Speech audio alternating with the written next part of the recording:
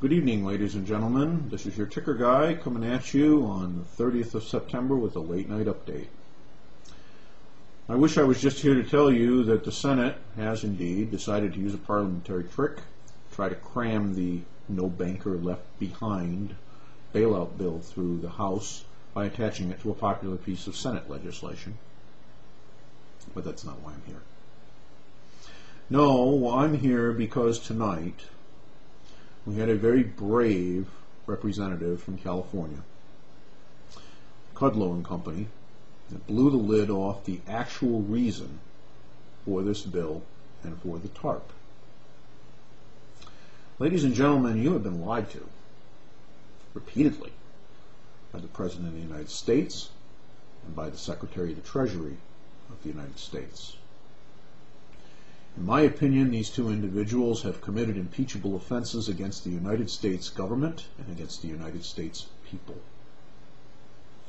They have foisted off upon the public the claim that this bill is necessary to prevent a meltdown on Main Street, the loss of millions of jobs, the inability of people to get loans to go to college, to buy homes, to buy cars, the inability of businesses to get operating lines of credit, commercial paper, so that they can make their payrolls. It's not the purpose of the TARP. Mr. Sherman explains what the purpose of the TARP is. I'm going to play the clip from CNBC, used under fair use. Here we go. The bill is very clear. Assets now held in China and London can be sold to U.S. entities on Monday and then sold to the Treasury on Tuesday. Paulson has made it very clear he would recommend a veto of any bill that contained a clear provision that said if Americans didn't own the asset on September 20th, that it can't be sold to Treasury. Hundreds of billions of dollars are going to bail out foreign investors. They know it, they've demanded it, and the bill's been carefully written to make sure that can happen. Okay. All right. Let's talk about this. Mr. Paulson sent a 3-page bill to the House and Senate leadership, essentially demanded that they pass it, and said that if they didn't, Armageddon would visit our shores economically in days. The House and the Senate wisely said hell no, and went through and revised it. But the key provision wasn't that King Paulson was going to be crowned. The key provision, as we now have discovered, thanks to Mr. Sherman, is that the cow patties, or crap sandwiches if you prefer, could come from anywhere that Mr. Paulson would like to purchase them from. The definition of the underlying collateral for these securities is a residential or commercial mortgage. It doesn't say that that mortgage has to be written on a property in the United States.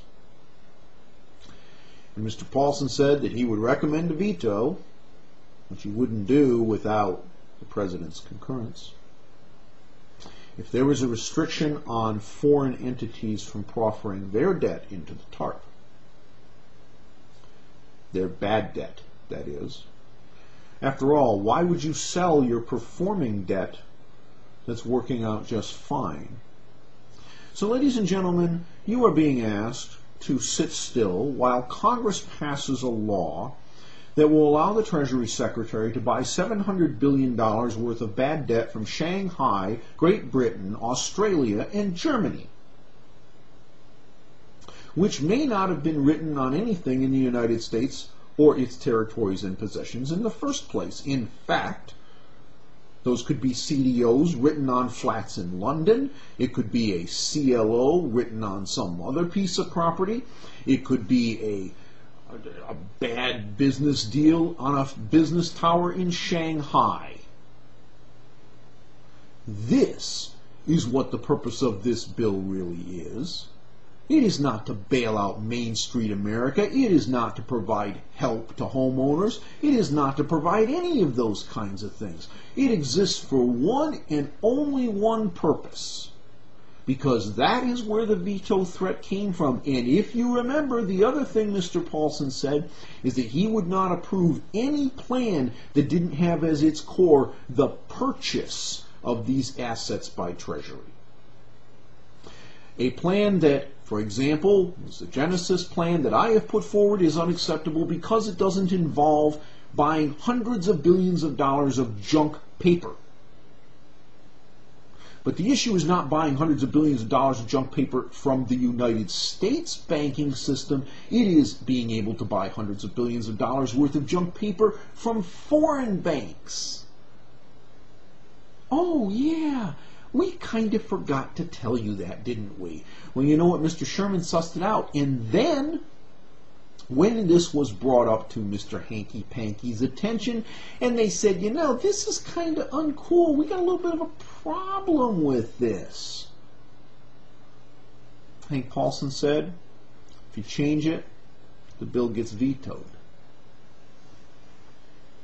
Ladies and gentlemen, you must make a decision here and now.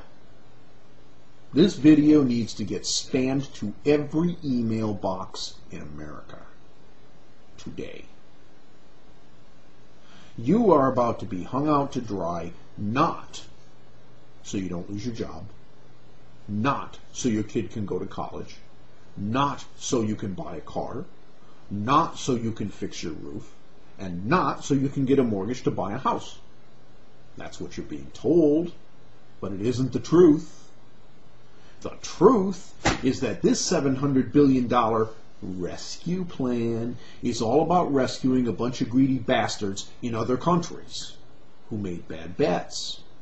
And some of those bad bets may have been ours. And you know what? I bet there were some threats behind there. But we're not going to hear about that, are we? You know, China was making noises about that a few days ago. They've suddenly gone silent. Australia didn't, though. Neither has Germany, neither has Great Britain. All three of those nations have come out with really interesting little statements the last few days. I wondered what in the hell their motivation was to bitch about the fact that we didn't pass a bill on their schedule. Why the hell do they care? It's for United States citizens, United States commerce, United States banks, right? Wrong. You, the American citizen, need to choose. Are you going to enslave yourself? 25% of the federal budget, folks, and it's going to disappear into a tornado within days. And it's all going to fly right out of the United States. Hey, you know, Ben Bernanke, hundreds of billions of dollars in swap lines. Now do you know why he did it? Because he expects that Congress is going to roll over like a lapdog, and so are you, the American public, and you're going to get saddled with hundreds of billions of dollars of bad debt pumped in by foreign banks into the United States, for which you're going to get the check. You going to stand for this? Well, if not, you better get off your butt, because you got about 48 hours to stop it with phone calls, faxes, and maybe you even got to show up in the Capitol and shut that town down. No way, folks. This sort of thing deserves an impeachment petition in the House, not a vote. Have a good evening.